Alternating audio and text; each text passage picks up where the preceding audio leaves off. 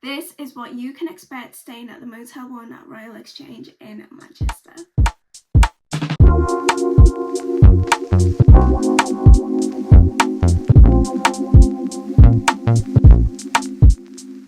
Starting off in the hallway, do be warned that everything does look very identical. I actually got lost twice and I caught my first time on camera, as you can see right now. But one thing I will say is I did not hear a single thing whilst I stayed there. I would give it a 10 out of 10 for the soundproofing.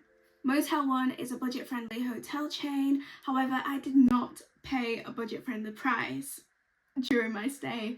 Find out a little bit later on in the video. The Royal Exchange does come with a bar and is one of 3 in Manchester. Now for me specifically, I stayed in a 16 metre squared standard double room. I believe it was on the 7th floor. I'm not too sure. I did stay in December and I'm filming this in March. And it had all the basics that you would need in a hotel room. TV, coffee, towels. Speaking of TV, it was not a smart TV, so no YouTube, no Netflix. The channels that they did have were very limited, and I'm pretty sure they didn't work either. The only thing I managed to get to work was the radio, and even that was limited. When you walk into the room, you are greeted by a small walkway. Now, you don't necessarily have to squeeze past to walk by. However, I think if 2 people were trying to walk by at the same time, it's not gonna happen. The bed itself, it was surprisingly comfortable. The hotel claims to use 100% Egyptian cotton sheets. Now, I can't confirm this, but I had no problem. I slept like a baby.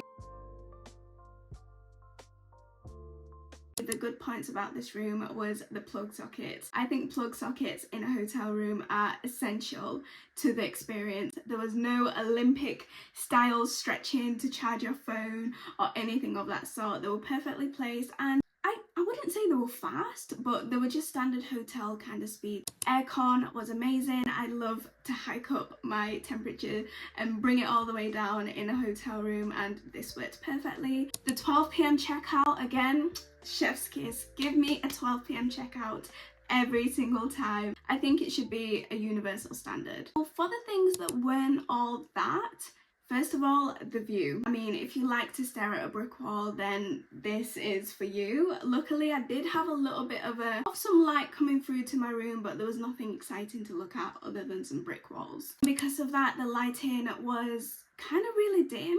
Even in the room itself with the lights on, it just had this, like, I don't know, some people may call it cozy, but I like to feel a bit free, and lighting in the room just was not it for me. During my stay, I needed an iron, so I went downstairs to ask the concierge whether they had an iron, and they gave me one along with a board. Nobody offered to actually bring it up for me, which I'm not expecting it, as this is a budget hotel. However, the iron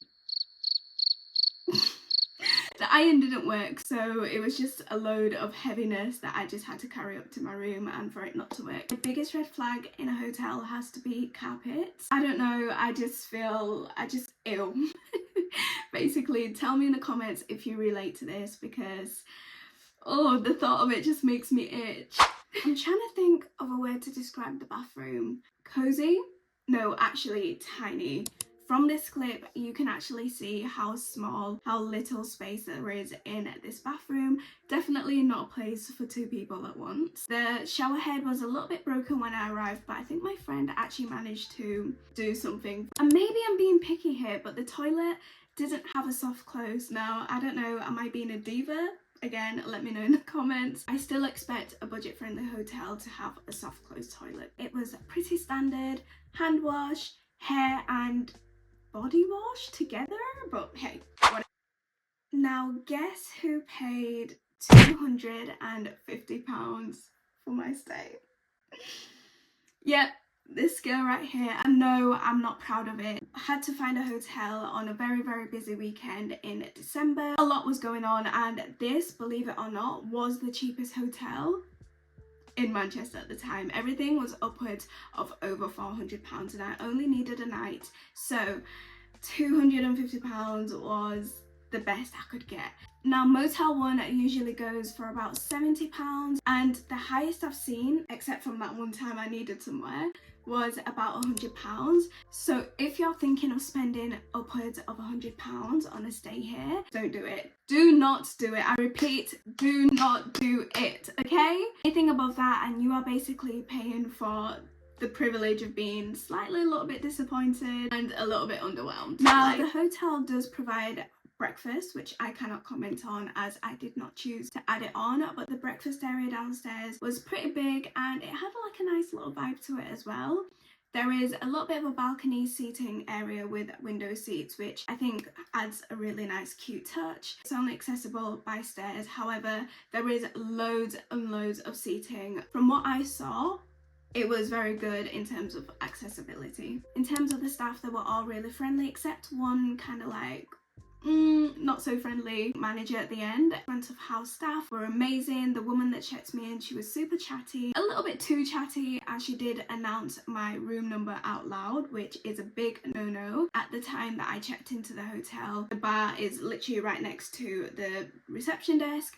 It was full, I had people behind me, and as a solo traveller, as anybody checking into a hotel, shouting out the room number isn't really recommended, just for the safety aspect. One feature that I really did like was the express checkout. The Motel One, they have a little bowl at the front in the mornings where you just drop your key card in there and that is it. You don't have to speak to anybody. Super convenient, and if you're always in a rush to leave, to catch a train, to go somewhere, like me, super handy. Now for my final verdict. Would I recommend you to stay at the Motel One Royal Exchange in Manchester?